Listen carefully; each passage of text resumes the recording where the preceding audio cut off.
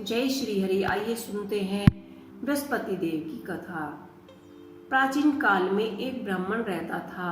वह बहुत ही निर्धन था।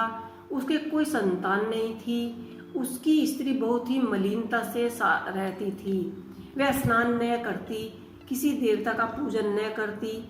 इससे ब्राह्मण देवता बड़ा ही दुखी थे। बेचारे बहुत कुछ कहते थे, किंतु उसका कुछ परिणाम न निकलता। भगवान की कृपा से ब्राह्मण की स्त्री ने कन्या रूप रतन पैदा हुआ। कन्या बड़ी ही होने पर प्रातः स्नान करके विष्णु भगवान का जाप व बृहस्पतिवार का व्रत करने लगी।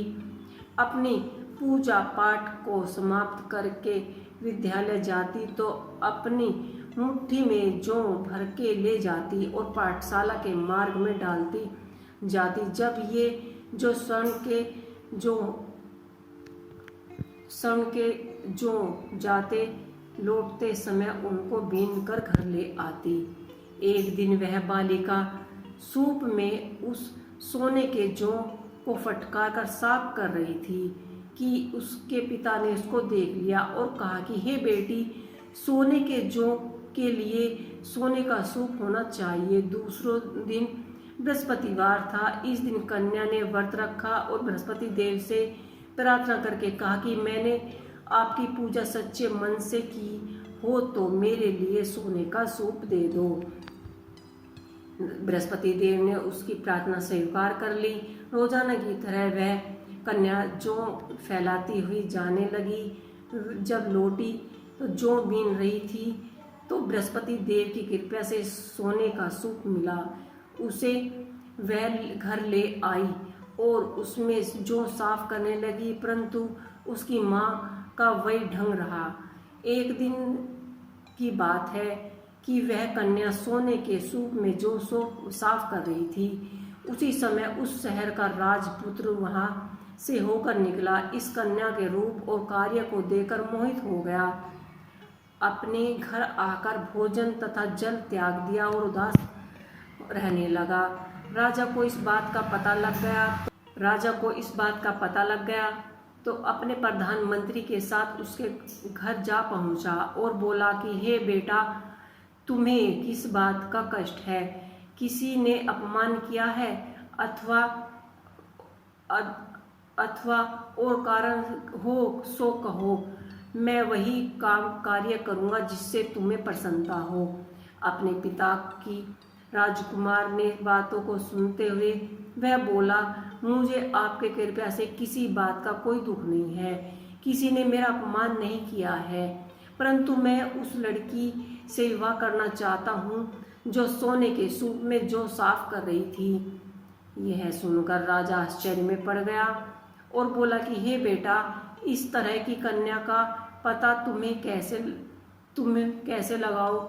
मैं उसके साथ तेरा विवाह अवश्य करूंगा। राजकुमार ने उसे लड़की के घर का पता बताया। तब मंत्री उस लड़की के घर गया और ब्राह्मण देवता को सभी हाल बताया। ब्राह्मण देवता राजकुमार के साथ अपनी कन्या का विवाह करने के लिए तैयार हो गए तथा विधि विधान से के अनुसार ब्राह्मण की कन्या का विवाह राजकुमार के साथ कर दिया। कन्या के घर से जाते ही पहले की भांति उस ब्राह्मण देवता के घर में गरीबी का निवास हो गया। अब भोजन के लिए भी अन्न बड़ी मुश्किल से मिलता था। एक दिन दुखी होकर ब्राह्मण देवता अपनी पुत्री के पास गया। बेटी ने पिता को दुखी अवस्था को देखते और अपनी माँ का हाल पूछा। तब ब्राह्मण ने सभी हाल कहा। कन्या ने बहुत सा धन देकर अपने पिता को विदा किया। इस तरह ब्राह्मण का कुछ समय सुखपूर्वक व्यतीत हुआ। कुछ दिन बीते, फिर से वही हाल हो गया। ब्राह्मण फिर से अपनी कन्या के यहाँ गया और सारा हाल कहा और लड़खड़ाती जुबान से बोला कि हे पिताजी, आप माता जी को यहाँ लाओ। मैं उसे विधि बताती हूँ जिससे गरीबी दूर हो जाएगी। वह ब्राह्मण देवता अपनी स्त्री को साथ लेकर पहुंचा। अपनी माँ को समझाने लगी, हे माँ, तुम प्रातःकाल प्रथम स्नान करके विष्णु भगवान का पूजन करो। तो सब दरिद्रता दूर हो जाएंगी।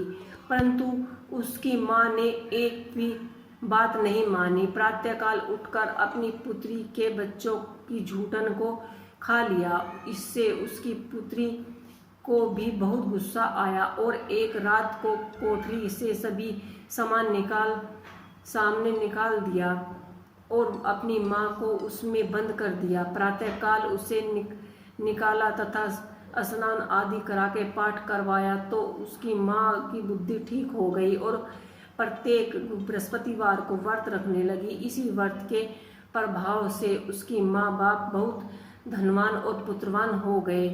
बृहस्पति देव जी के प्रभाव से इस लोक में सुख समृद्धि और स्वर्ग की प्राप्ति हुई। तो ये थी बृहस्पतिवार की व्रत कथा। आपको कैसी लगी मुझे कमेंट बॉक्स में लिख के अवश्य ही बताइएगा। जय श्री हरि।